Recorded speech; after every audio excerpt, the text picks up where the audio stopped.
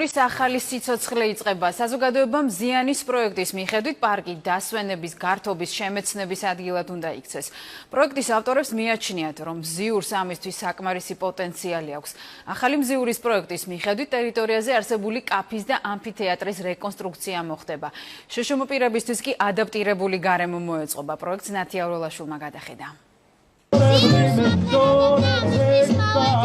თბილისის ერთ-ერთი ყველაზე მწვანე პარკის ახალი სიცოცხლე ფერადი აქციით დაიწყო. ბუშტებით, საღებავებით და ფერადი ცარცებით მზიურის გასაფერადებლად პარკში ასობით ადამიანი მივიდა. ერთი დღით მზიური ისეთივე ჭრელი და ხმაურიანი გახდა, როგორც მზის ფესტივალის დროს. წინ ჯერ კიდევ ბევრი სამუშაოა, თუმცა ბავშვებმა ზუსტად იციან, როგორი მზიური სჭირდებათ. მე მინდა რომ მზიური იყოს ფერადი და სუფთა. ლამაზი და ფერადი, რა თქმა უნდა.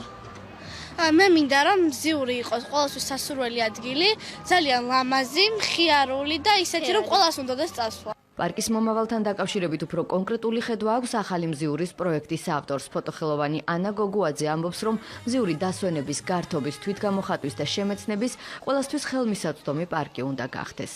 ახლა უკვე გვაქვს მოლაპარაკება სხვადასხვა კომპანიებთან და დონორ ორგანიზაციებთან. ამ ადგილს ნამდვილად აქვს იმის პოტენციალი, რომ მუდმივად იმართებოდეს აქ სხვადასხვა სახის ღონისძიებები, როგორც საბავშვო კონცერტები, ასევე ეს უნდა გახდეს სივრცე, რომელიც იქნება ყველასთვის. აუცილებლად იქნება გათვალისწინებული ყველა პირობა, რომ ყველამ შეძლოს მისვლა. ეს იქნება ეტლით მოსარგებლე თუ უსინათლო. კომერციულ მიზნებზე გათვლილი არ არის. რეკონსტრუქციის შემდეგ მზიურის სოციალური კაფე სტუმრებს პროდუქციას ხელმისაწვდომ ფასად შესთავაზებს. მიღებული თანხა ისევ პარკს მოხმარდება. განახლებული ამფითეატრის გამოყენება კი საკუთარი შემოქმედების გადმოსაცემად ხელოვანებს უსასყიდლოდ შეეძლებათ. ინიციატივას მხარს უჭერს თბილისის მერია. პროექტის ავტორებს პარკის იჯარის გადახდა არ მოუწევთ. მე დავიბადე ამ იდეაში, მე 15 წელი ვმუშაობდი მზიურში და ეხა მხარში უდგავარ ანას ყველაფერში.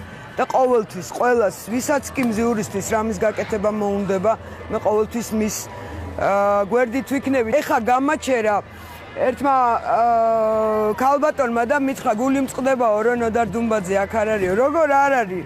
მისი იდეა ცოცხალია. ის როგორც რეკრეაციული ტერიტორია უნდა განვითარდეს ყოველგვარი მშენებლობების გარეშე, ვინაიდან გარკვეული ნაწილი ამ ტერიტორიისა არის პოტენციური დატბორვის ზონად გამოცხადებული. ახალი მზიურის პროექტის განხილვაში ჩართვა Facebook-ის მეშვეობით ყველა მსურველს შეუძლია. უახლოეს მომავალში კი დოკუმენტზე უკვე საკრებულო იმსჯელებს.